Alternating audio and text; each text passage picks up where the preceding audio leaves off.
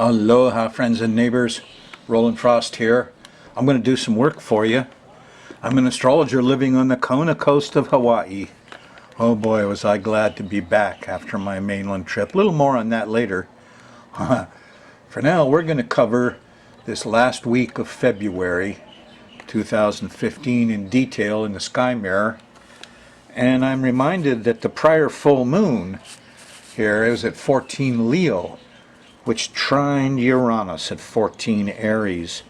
So you're in a month when unusual, interesting, neat, new things can happen. Yeah, and Aquarian ideas from Uranus, which has been taking a beating. Of course, the square from Pluto. The police are beating up the homeless guy.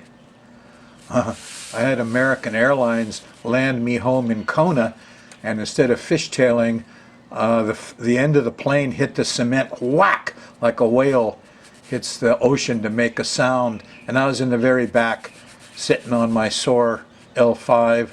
So I've been down with back pain for a while, but you know, can't hold Uranus down very far. You're seeing a pretty good month of it.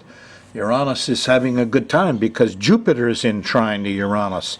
There's a lot of new, interesting historical things and wisdoms popping out. It's almost a month of Benjamin Franklin kind of stuff, huh? More on that later. Anyway, I want to get through the sky mirror here for you so you know what's coming up for the next 10 days. And I got the pattern of planets. Saturn's still squaring Neptune. The sun is in the Neptune zone, okay? So all this Pisces stuff, priest, artist, doctor, musicians, come fill the cup. Oh yes, fracking is okay. The oil companies run the world. No, it's the Pope. No, it's the doctors. No, it's the drugs. Anyway, it can get very foggy as the sun goes by Neptune. Neptune has a way of clouding things up and slowly dissolving them. 2,000 years of the age of Pisces. I mean, Neptune can be a very tricky customer. He can be true blue, Jesus Christ, yes. Wonderful musicians. But he can also be very tricky. There's two of these fish. The key to understanding Neptune is it's a mutable water sign. They're very telepathic in the emotional way and sensitive to emotions. Mutable is changeable. There's two little fish, you know, in the sign of Pisces, and one of them is Jesus and the other one is a pickpocket. So, word to the wise. Towards the end of next week, the sun will be on Neptune. See, the sun's going from 1 to 11. Neptune's at 7 Pisces. More on that later. In comes Saturn and 5 Sag, squaring Neptune, saying, we've had enough of this business of the oil and the drugs and we're talking about prescription drugs are killing more people on the Big Island than car crashes are. And the suicide rate climbs. And our medical system is a joke. Sorry, I'm getting political. Much too early. We're going to run the moon around the edge of this planetary pattern. And as it does, it goes around once a month. It makes angles to these various planetary bodies. And that generates the mood of the times. So, here we go. If you're on a Thursday show, moon's in Pisces. You go back to, Wednesday morning, Tuesday night before the show, and there was the moon going by Neptune. And anyway, you'll have the flavor of Pisces. It's like, can be beautiful things, the ocean and the colors of the fish and the bird feathers, and I love Neptune. Colors of nice red wine. Anyway, stays like that through Friday, the middle of the day.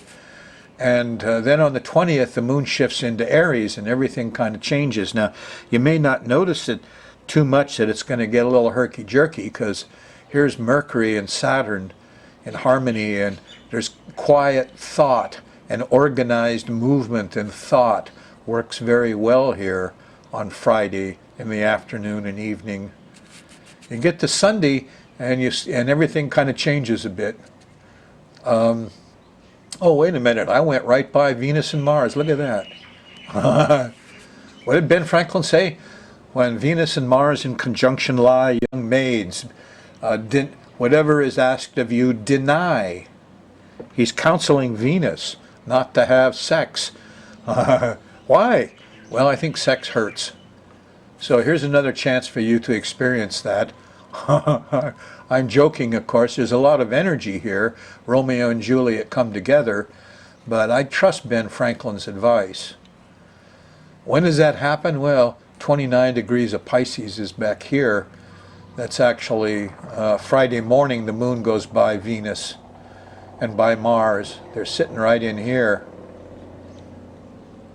So, stay in bed late, yeah, and have responsible interchange. That's all I got to say about it. Saturday morning, you're not going to feel too good. It feels like everybody needs help. The moon really early. We're talking 3-4 o'clock a.m. here. Moon goes by the south node. Look, we all feel like we need help. And things are starting to get amplified, amped up. Are we going to have more hurricanes, more earthquakes? No, not likely, folks. We have a good full moon giving power to to Uranus. And Uranus is the ruler of the Aquarian age. Here's brotherhood. Here's unions. People are standing up. They're out in the streets with signs. No, they don't even have to now. They got the media. Wonderful age of Aquarius. Yeah. I'm watching war movies this morning. I don't understand. I call them the Bing Hope generation. They were raised on movies and alcohol, and they were very easy to get into the mood of go to war against their. Well, it was happening all over the world as a generation, like Jesus said. An evil generation, a World War II bunch. You still watch their movies and they aggrandize war. Too bad. Put all hippies in jail for smoking pot. And there's still some of them going on, but you're going to see a lot of the bubbles burst here on Saturday as the moon's going by Uranus, trining Jupiter. And the lawyers and the justice and the truth and wisdom come out, bang! And suddenly you see things a little differently. You mean Benjamin Franklin was actually an astrologer? Somebody covered it up? Yes. Is that any different than what Sanjay Gupta said? We've been terribly and systematically misled about pot for 70 years, he said. Well, we've been terribly and systematically misled about astrology, since Ben Franklin's time. He said, shame to the age we live in for having dumped astrology. Just the experts, a few experts did it, he said. Okay, I'm done. Revolutionary time Saturday. Enjoy yourselves. Get on the social media. Get on the internet. Realize that you might feel a little alone as the moon goes by there in the middle of the day, but you're not. We're all the same inside spirit, and you find that out pretty fast on the internet. Anyway, where's all the trade unions? We need more unions. That's Uranus stuff. That's what the politicians in the government fear the most, isn't it? Saturn buggers.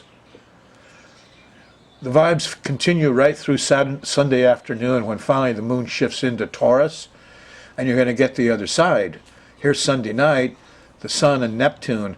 Oh yeah, let's go watch some more MGM war movies. And all the guys were all religious, and they're all happy with each other, and everybody's killing. Jeez. So, you'll probably see some commercials by drug companies, insurance companies, oil companies, Sunday night, Monday morning. Beware, there are two little fish there. Good time for real religion, but, is snake oil real medicine? Yeah, it was. If it was real snake oil. Monday, moon's still in Taurus on the 23rd. In the morning, there's some problems in communication with Mercury in square.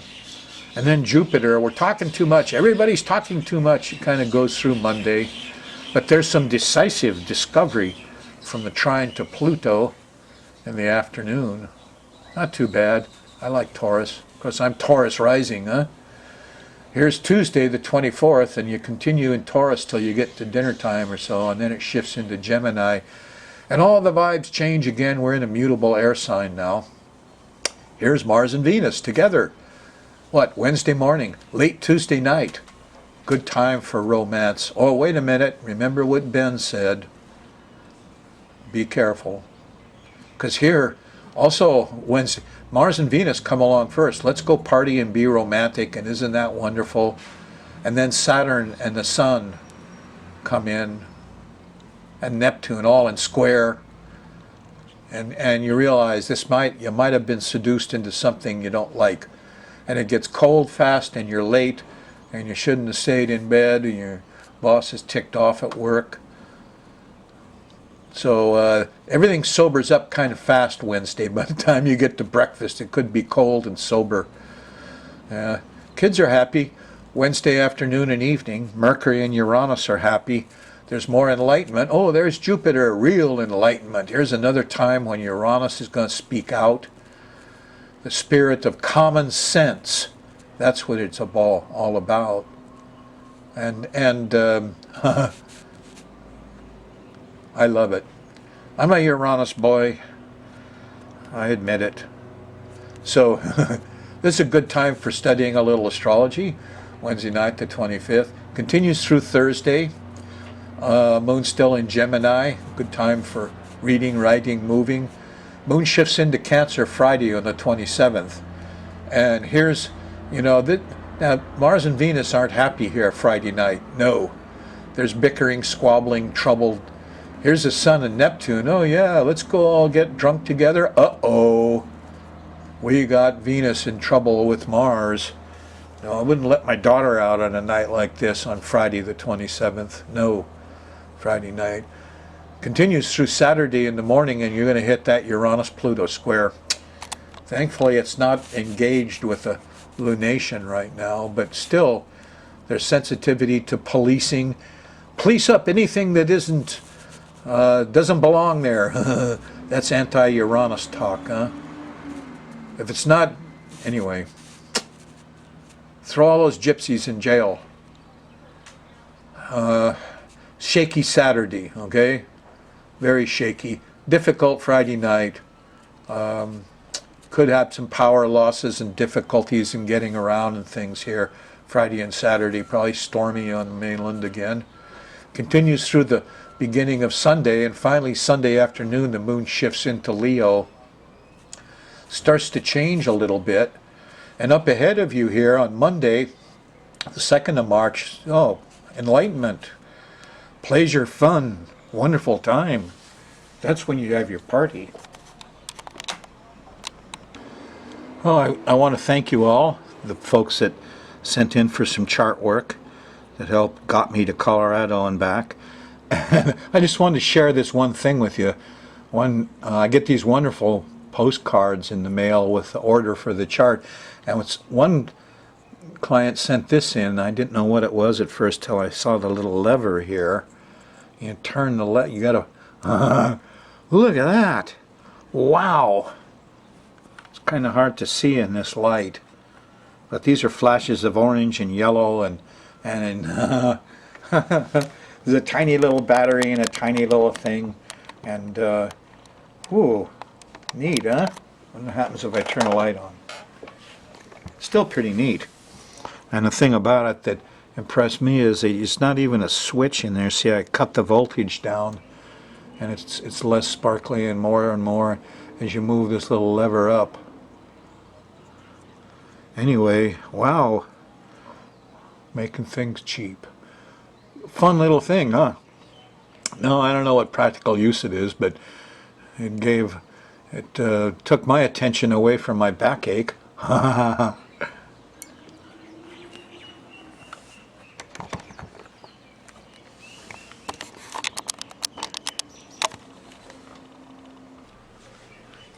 Okay, I want to give you a brief report on my almanac research.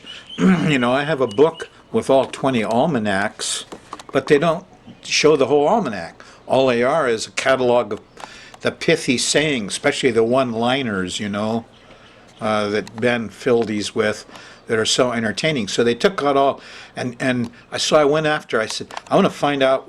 He did weather predictions. Yes, Ben did, and I want to find out what he did. Now in the show in the past, in the last 15 years or so, I have often gone back in history to look at the quality of somebody's astrological predictions, like Kepler's prediction of a cold winter, or the predictions about Hitler being blown up by one of my favorites, or Hess when he left.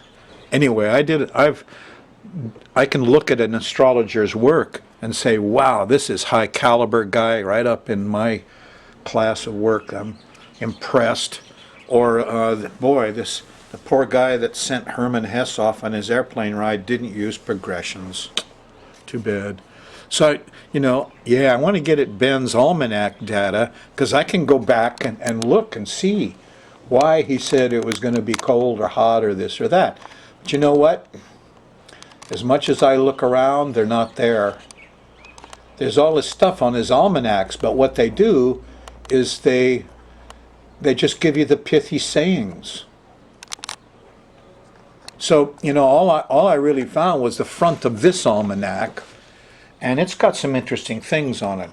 Like here, it says, this is the number of years since creation, according to certain Greeks, according to the Latin, and the computation of WW and the church, and anyway, wherein is contained, he says, the lunations, eclipses, judgment of the weather.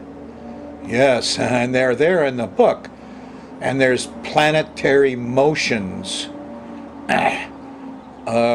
This stuff's got a lot of the length of the days, the time of high waters, the sun's moving, and time when you wanted to go hunt. Go fishing when the moon is rising or setting. That's why they all wanted to know. Anyway, observable days, lists of that.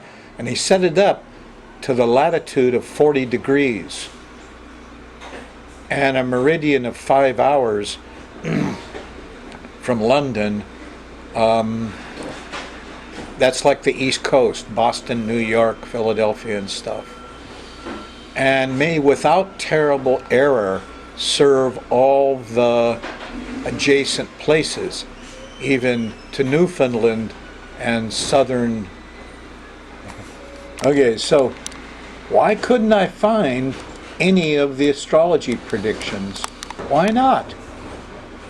Somehow they all get buried. They're happy to publish Ben Franklin's pithy sayings, but none of his predictions or the astrology or the list. At one point in just the text, he says, if my weather predictions are off, it's usually just a day or two off either way, he says. But if it's not, that's because there was a mistake in the many calculations I have to make. And usually the mistake is by the printer. And here is Philadelphia printed and folded by Ben Franklin at the printing office near the market. Richard Saunders was, of course, Ben never signed his own name to anything. No. Lucky it's on them. Anyway, where did all this amazing stuff go? And where are the judgments of weather? I want to check up on Ben and see how good his astrology was, but they've buried it, they've hidden it. It's like trying to find a good study on pot to see if it helps cancer or not. They buried it. I say it's the evil generation I call the Bing Hope that set us in war for all those times. And, the war on drugs, and Nixon and Reagan, and I've seen this generation. They're very Neptune. They'll use the movies, and they just omission, the sins of omission. To do Ben Franklin's almanac and publish all the sayings without any of the astrology, they accomplished it just like, King James did that job on the Bible, took out all the astrology. Ooh, maybe there are conspiracies after all. Yeah, I'm getting really suspicious of the movies too, because I learned that it was Anslinger that turned on the evil of pot idea to the world. Got the help of MGM and all the movie moguls to do their dirty work for him, and they do it in the war movies, and they're very Neptune. I turn on a movie. There's Montgomery Clift being the hero and the manly man, and he's a very gay guy who hit it all. Just like Rock Hudson. There seems to be a great preponderance of gay people. They're so good at acting. Neptune. They gather where Neptune is strong. The rainbow, the colors, oh boy. So look, here's my almanac. And I'm being a little critical today. And I want to be critical about what we call modern astrology because, like Kepler, I'm kind of aghast. So this is the most common ephemeris you see around. They cost about $20. You get them 50 years or 100 years.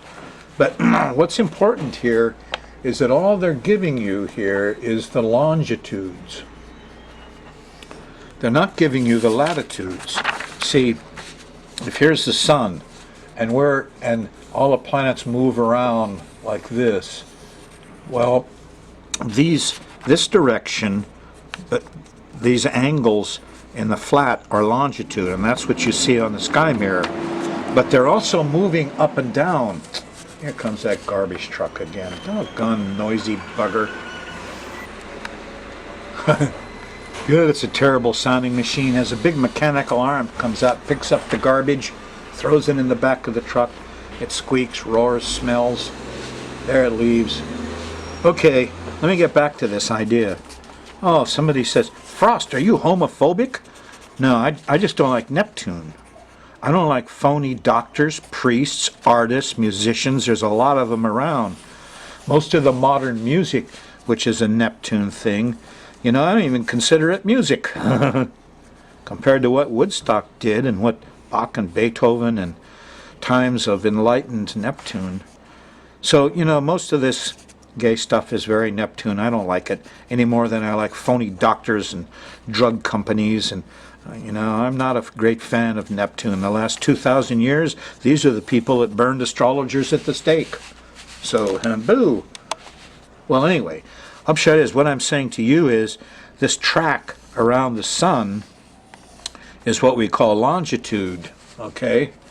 But the track varies, and these guys go up and down like this. It's really three-dimensional. And astrologers from 50 years ago said that's important. If you get a planet that's up here on the belt and over here on the other side of the sun, it's in the southern edge of the ecliptic, and they used to call it, these were plus 1, 2, 3, minus 1, 2, 3, telling you whether the planet was this way or that way. So it wasn't just about this. And these things are important. This is important data. Okay, it's not here. No, I don't have any lists of latitudes in this ephemeris. So they've coached a whole generation of astrologers into thinking all that's important is this sideways movement. It's not true. No, and the data I give you is far from perfect because astrology contains all of these imperfections. So here's the first one I'm bringing to your attention, is that it's a 3D thing, astrology, and we're doing 2D models, okay? And that makes it difficult. Now, the other thing I wish to talk about is the use of all the bodies. And this is a funny thing because Ben Franklin didn't know where Uranus was, or Neptune, or Pluto. So he could not know. He's sitting there watching these guys with the Declaration of Independence, and he knows what's on the rising sign. But he doesn't know that Uranus is there. No, he doesn't know the position. It wasn't discovered yet. Nor Neptune, nor Pluto, or Chiron. So these astrologers of old, all the ancient astrologers, did not know of those huge, very influential planets. I have books where, at the turn of the back 30, 40 years ago and more, astrologers wrote books and said, oh, Uranus, Neptune, and Pluto, they just have to do with the generations. They're not important in your chart. And they just discounted all of them. That's crazy. After what I've seen, wow. So, old astrologers didn't have these variables. I don't know how they did the predictive work they did, because they've got these rebel bodies, these odd, unusual glitches and things moving around. Actors on the stage, and they're not even recognizing those actors. And Uranus will go slash, bang, interrupt everything. Neptune will dissolve it all with liquids. Pluto will just turn off the switch, turn it on. And these things happen in your life all the time. I couldn't do good predictive work without these guys. I mean, I'd be wrong about a third of the time, because they'd come on in and mess up Jupiter and Saturn and Mars and Venus. Now, the third thing I wish to say about modern astrology is they don't use the lunations. We're lucky most ephemeruses don't even list them separately. They're now way down the bottom of the page on this ephemeris. It's like non-important data. See, you're down here, and here they are. What is that? Well, those things are super important. There's the new moons, see? They're both at 17 degrees. And there's going to be 3 or 4 of them. If you've got planets at 17, your life is changing when that planet gets up and starts acting out. This way for a month, that way for a month, this way for a month. And same with the full moons. Here's the full moons at 2 degrees, see? Here's an eclipse of the sun. Now, these things are important. This is a whole different dance than the planets. And, it has to be integrated. An eclipse kills things. Yes, that's why they were so interested at Stonehenge and in other places in the world. Big monuments could calculate these eclipses easily. Anyway, modern astrology doesn't do diddly with them. And so, again, I don't know how they purport to do any predictive work at all. I tell you, it's hard work. I go through 2 years if I do a personal chart for you, and it takes me half a day. And I'm just hitting that big stuff, and I'm, sometimes off a little this way or that way. But we're laboring with a lot of problems. Astrology has a long way to go before it reaches a more precise perfection, which it will do in the age of Aquarius. All right, check the website, skymarastrology.com/TV. Come back next week. Aloha.